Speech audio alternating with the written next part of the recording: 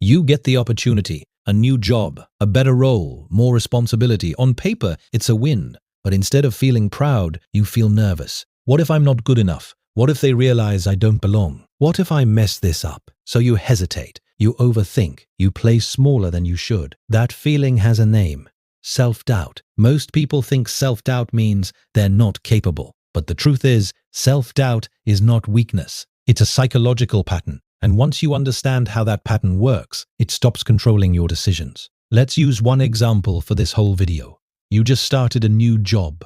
Good company, good pay, real opportunity. But inside your head, the thoughts start: they made a mistake hiring me. Everyone here is smarter than me. I'm going to get exposed. This is called imposter syndrome. It's the feeling that your success isn't real. You think you got lucky, you fooled people, and eventually someone will figure out you don't belong. Here's the interesting part. This feeling shows up more in people who are actually growing, because growth pushes you into unfamiliar territory, and your brain doesn't like unfamiliar. To your brain, new means risk. So instead of saying, I'm improving, it says, I'm in danger. Your brain is not designed to make you confident. It's designed to keep you safe. At your new job, everything is uncertain. New people, new expectations, new chances to fail in front of others. That creates social risk, and your brain treats social rejection as a serious threat. So it starts scanning for problems. A coworker finishes faster than you. Someone corrects your work. You don't know the answer in a meeting. Your brain immediately says, see, you don't belong here.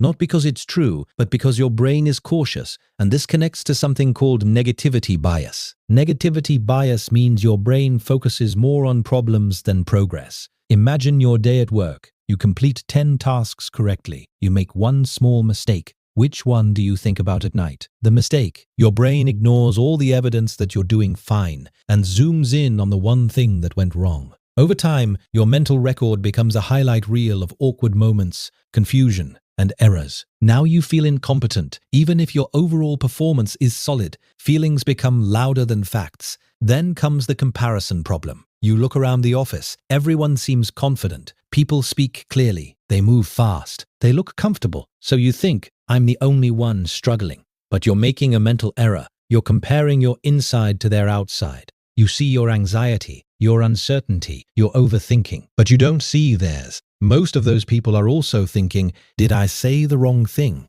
Am I behind? Do I actually know enough? Confidence is often just people acting normal while feeling uncertain, but your brain assumes everyone else is solid, and you're the only one faking. That comparison makes your doubt feel real. Here's where self-doubt becomes dangerous. It doesn't just stay in your head, it changes your behavior. At your new job, you stay quiet in meetings. You avoid asking questions because you don't want to look dumb. You double-check everything. You delay decisions. This feels safe in the moment, but now you learn slower. People hear fewer of your ideas. You appear less confident, and your brain uses that as proof. See, you're not good enough. This creates a loop. The doubt changes your behavior. The behavior weakens your performance. The weaker performance confirms the doubt. That loop can trap people for years. To break that loop, you need to understand one key rule. Confidence is not something you wait for. Confidence is evidence. Every time you speak up, solve a problem, finish something difficult, or handle discomfort,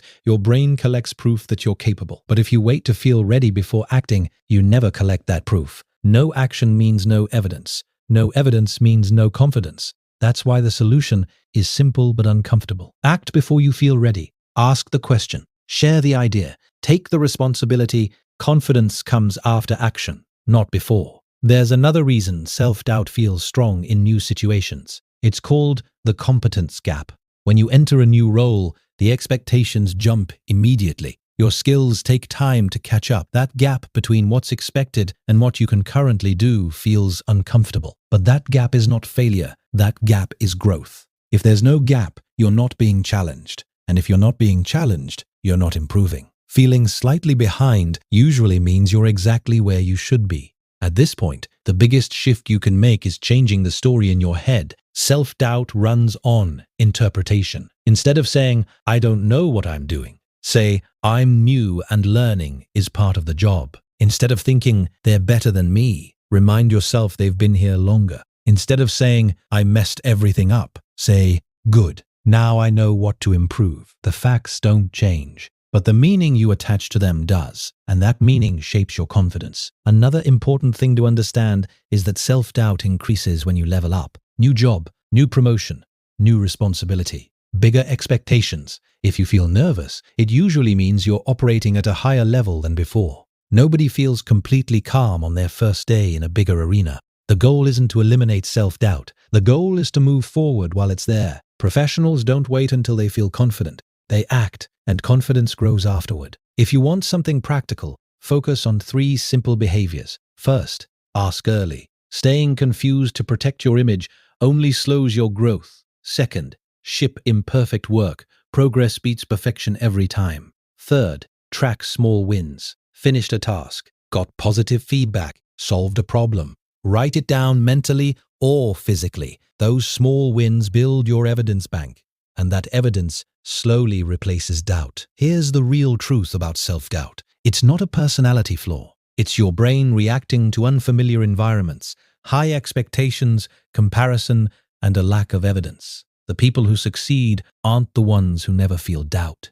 They're the ones who stop treating doubt like a stop sign. Every time you act despite uncertainty, your brain updates your identity. First it becomes, maybe I can do this. Then it becomes, I'm getting better at this. And eventually it becomes, I belong here. So remember this. Self-doubt often shows up right after growth. Your brain focuses on mistakes more than progress. You're comparing your inside to other people's outside. The doubt affects your behavior, and behavior affects your results. Confidence doesn't come from thinking differently first. It comes from acting and collecting evidence. Feeling behind usually means you're learning. Reframing your thoughts changes your experience. And self-doubt is normal whenever you step into something bigger. The final takeaway is simple. Self-doubt doesn't mean you're not ready. Most of the time it means you're growing. The real mistake isn't feeling doubt. The real mistake is waiting for it to disappear. It won't. Move first. Confidence follows. If this message connects with you, comment "still showing up." And if you're working on building a stronger mindset step by step, subscribe and keep going.